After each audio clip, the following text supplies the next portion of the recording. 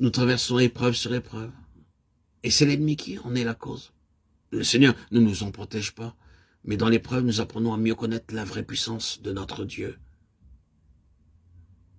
Et grâce à un enracinement plus profond, nous acquérons alors une fermeté, une assurance que nous n'avions pas connue jusqu'alors.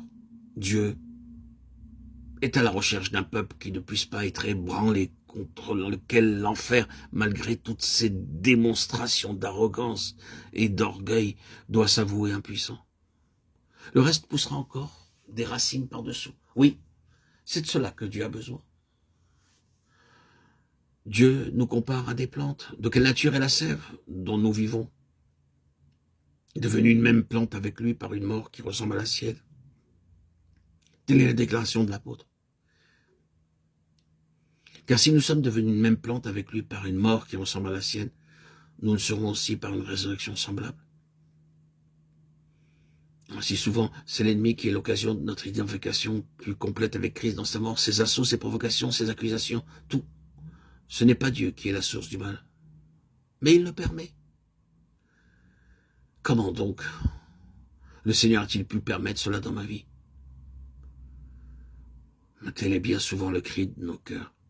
Pourquoi cette chose-là, cette parenthèse si douloureuse, si sombre? Pourquoi le Seigneur l'a-t-il permise?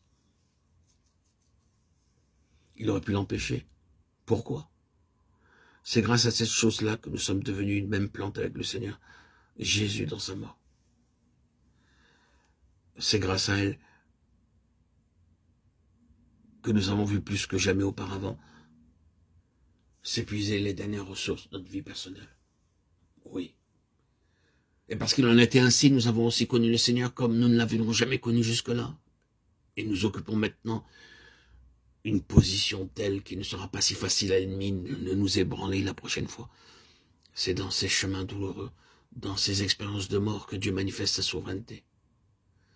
Devenu une même plante avec lui par une mort qui ressemble à la sienne. Vous souvenez-vous du jour où vous avez été planté de cette façon? Est-ce vrai que vous avez été planté en Christ crucifié? Ou bien êtes-vous simplement l'annexe de quelque chose, une simple adhérence quelque part? Êtes-vous planté? Quand viendra le jour où vous vous sentirez planté plus profondément encore dans cette mort, souvenez-vous que ce sont les racines qui s'enfoncent par-dessous et qu'il en résultera certainement pour vous de l'endurance, de la stabilité, une nouvelle capacité de résistance. Ah! Mais surtout, il y aura plus de fruits. Et vous connaîtrez une fécondité bien supérieure à ce que vous avez expérimenté jusque-là. Nous ne sommes pas entre les mains du diable, nous sommes entre les mains du Seigneur. Et parce que nous sommes entre les mains du Seigneur, nous sommes entre les mains d'un potier qui sait ce qu'il a en vue. Pour commencer, c'est le vase qui est dans le potier. Et que, pour finir, c'est le potier qui est dans le vase. Voici, avant même de se mettre à l'œuvre, le potier voit son vase très clairement en pensée. Il le porte dans son cœur. Son modèle n'est pas quelque chose d'objectif. Il l'a en lui et il le voit déjà terminé. C'est sur cette base qu'il se met au travail. Et quand il a fini, il est dans le vase qu'il a créé. Ce qui était en lui s'est extériorisé dans le vase. Ne disons-nous pas du travail de celui-ci ou de celui-là, je n'ai pas de peine à voir qu'il l'a fait, cela lui ressemble, c'est tout à fait lui. De même, il est lui dans l'œuvre de ses mains. Il est dans le vase qu'il façonne. Et c'est justement cette œuvre-là qu'il est en train d'accomplir au sein de son peuple. Quelquefois, il faut que cette argile soit brisée, malaxée, à nouveau ramenée à une masse informe.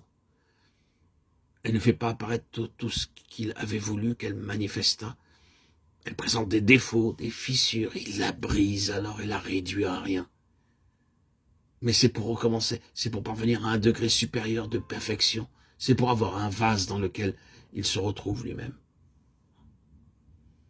Qui nous accorde la grâce nécessaire pour endurer toutes les formes de discipline, quelle que soit la métaphore applicable, qu'il s'agisse du vent, de la chaleur ardente ou de la pression de sa main. Les unes comme les autres sont destinées à faire de nous des hommes qui ne puissent pas être ébranlés, devant lesquels l'enfer soit impuissant, des preuves vivantes du triomphe de sa puissance sur toute la puissance de l'ennemi.